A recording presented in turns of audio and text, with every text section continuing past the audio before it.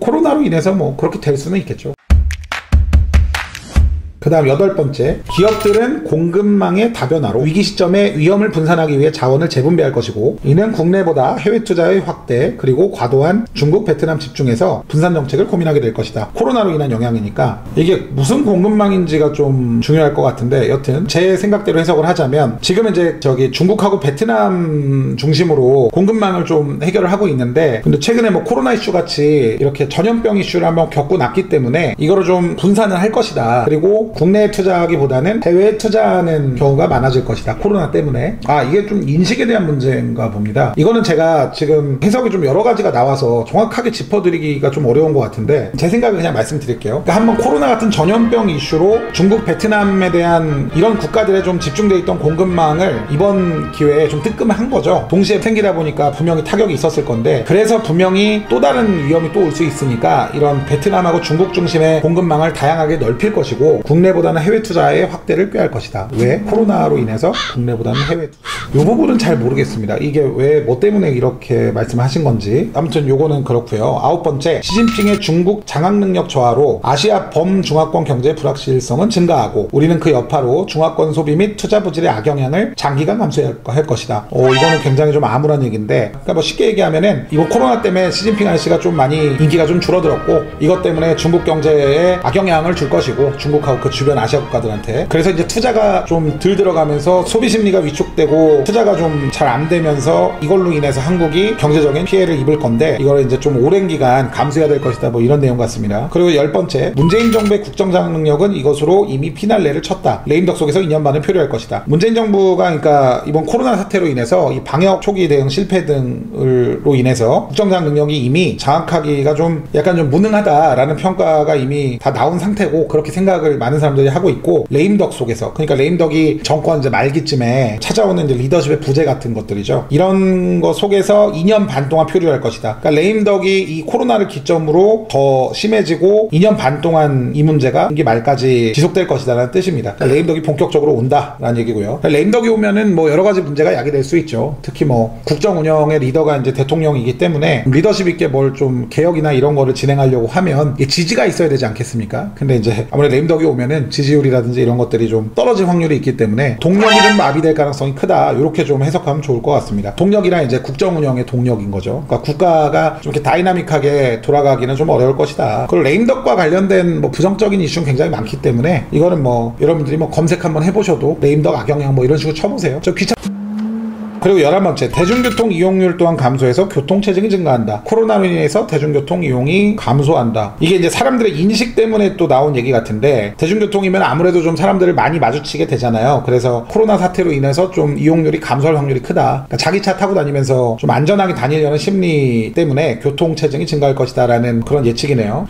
뭐 이거는 잘 모르겠습니다. 사실은 자차를 이용한다는 것 자체가 사실은 고정지출을 늘린다는 것이기 때문에 지금 경제 자체가 좀 어려운 상황에서 코로나 이슈가 만약에 지나갔는데도 이게 과연 자차 이용률이 더 늘어날까요? 그리고 뭐 요거는 뭐 사실 잘 모르겠습니다. 제 개인적으로는. 12번째, 다중이 밀집하는 사업, 공연, 찜질방, 영화관, 스포츠 단체 여행 등등은 좀 사양길에 접어들 것이고 고전을 면치 못할 것이다. 그러니까 여러 명이 한꺼번에 이용하는 시설을 이용한 사업 같은 것들이 사양길, 그러니까 이제 죽을 것이다 라는 얘기인데, 이들이 살기 위해서 1인실 또는 격리된 공간으로 변신을 시도할 것이다. 글쎄요, 이 부분은 사실 여러 의견이 있을 것 같은데, 그냥 제 개인의 견해는, 우리나라 뭐 그런 얘기가 나쁘게 좀 표현하면 약간 냄비 근성 이런 얘기도 하는데, 저는 이게 또 장점이라고도 생각을 하거든요. 그러니까 지금 코로나 이슈 때문에 굉장히 많은 분들이 거의 포비아 현상을 겪고 있기는 하지만, 이게 또 좀 괜찮아지면은 또 아무렇지 않게 또 생활하지 않을까라는 생각이 들어요. 다른 국가의 국민들에 비해서 한국은 유행도 좀 빨리 왔다 빨리 지나가고 좀 이런 경향도 있는데, 이게 지금 뭐 건강과 관련된 이슈이기 때문에 뭐 잘은 모르겠지만은 그 정도로 굉장히 뭐 이렇게 이번에 사람들이 트라우마에 많이 시달리게 될 것이다 라는 얘기 같고, 그로 인해서 사람들 많이 모이는 곳에 대한 이런 수요가 줄어들 것이다. 그래서 사업이 어려워질 것이고, 그래서 이 공연이나 찜질방이나 영화관 같은 다중이 밀집하는 사업장들이 1인실이나 격리된 공간으로의 변신을 꾀할 것이다.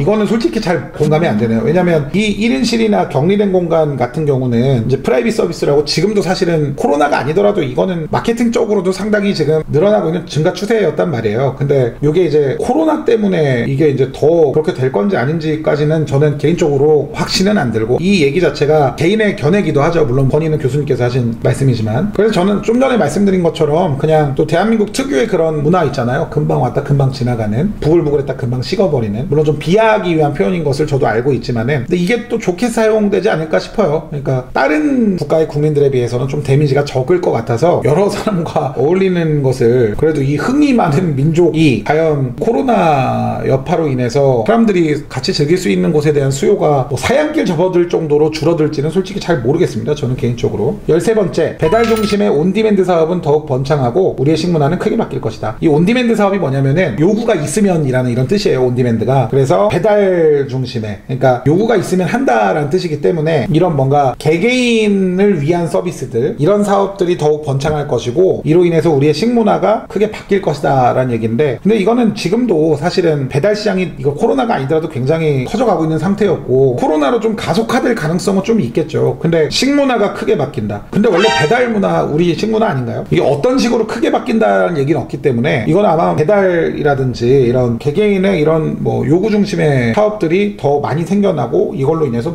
식문화가 바뀔 것이다, 뭐 이런 얘기 같은데, 코로나로 인해서 뭐 그렇게 될 수는 있겠죠. 저는 이거는 뭐 사실 그냥 냅뒀어도 이미 이 식문화는 많이 바뀌고 있는 상황이고, 배달 사업 자체가 지금 시장 규모가 매년 엄청나게 커지고 있기 때문에 코로나 때문인지 아닌지까지는 뭐 확인이 안 되겠죠. 물론 영향은 있을 거라고 생각하기 때문에 이 13번 얘기는 저도 어느 정도는 좀 공감이 되는 것 같습니다. 자, 14번째 마지막인데요. 술집보다 골프장, 등산 등 야외 스포츠의 수요가 더 늘어날 것이다. 네, 이거는 뭐 당연히 그럴 것 같습니다. 이것도 이제 트라우마 관련된 얘기일 것 같아요. 그러니까 코로나 트라우마를 사람들이 이제 이게 지나가더라도 계속 남아있을 거라서, 이게 사람 모이는 술집 같은 데보다는 야외 스포츠, 아무래도 야외에 있으면은 코로나 걸릴 확률이 밀폐된 공간보다 좀 적겠죠. 그래서 이번 코로나 사태로 인해서 실제로 실내 골프장이 그렇게 좀 호황이래요. 그리고 등산객들도 마스크를 쓰긴 했지만 늘어났다라는 얘기가 있는데, 이번 기회에 안 해봤던 사람도 한 번씩 해봤을 거니까, 이게 코로나가 뭐 지나갔다 하더라도 이 사람들이 실내 골프장에 다시 가거나 등산 원래 갔던 사람이 한 번 더 가는 게 이상하진 않을 거다. 그래서 수요가 더 늘어날 것이라고 보는 것은, 그것은 뭐 제가 생각해도 맞는 얘기 같습니다. 아무튼 제가 뭐 요거를 이병태 교수님이 말씀하신 거를 뭐 평가하거나 감히 그러려고 지금 이거 찍는 건 아니고요. 그냥 뭐 말 그대로 이제 이런 카톡이 오니까 제 나름대로의 생각을 한번 말씀을 드리면서 요거를 해봤는데, 이걸 그래서 진짜 이병태 교수님께서 하신 말씀이신지를 좀 알아보려고 이제 카이스트에 전화를 몇 번 해봤어요. 그랬는데 일단은 이제 당연히 뭐 연결이 잘 안 되고요. 근데 진짜인 것 같습니다. 지금 기사를 보더라도 이병태 교수님이라는 분이 실제로 계시고, 카이스트 경영학과에 이분이 이제 또 카이스트에서 학장님까지 지내신 분이시더라고요. 그래서 실제로 이 말씀을 하시지 않았나, 물론 지금 온 내용들 그대로가 아마 말씀하신 취지에 다 맞아 떨어지는지까지는 모릅니다. 이거 그냥 테스트로 받은 거니까. 여튼 근데 이 사실은 있어요. 이런 교수님이 계시고 이런 비슷한 얘기를 하신 사실은 있기 때문에, 그래도 지금까지 제가 소개해드렸던 이런 카톡 엑스파일 내용들 중에서는 그래도 가장 뭐 신뢰도가 좀 높은 콘텐츠가 아니었나, 이렇게 생각이 듭니다. 네, 이게 근데 하다 보니까 저는 약간 재미로 시작한 건데 이게 자꾸 팩트 체크하게 돼가지고 제가 좀 성향이 좀 그런 것 같습니다. 저 집요 앞으로는 뭐 촬영하면서도 가끔 이런 거 좀 체크해보는 거 괜찮겠네요. 뭐 아는 사람한테 전화도 좀 해보고, 그래서 좀 뭐 더 재밌게 한번 방송 찍어보겠습니다. 아무튼 오늘 방송 봐주신 우리 도영 선생 구독자분들 다시 한번 감사드리고요. 다음 방송에서 뵙도록 하겠습니다. 여보세요? 안녕하십니까? 촬영했습니다. 유튜브 촬영. 유튜브 촬영하고 있고 카메라 돌고 있어 아직도. 감사합니다.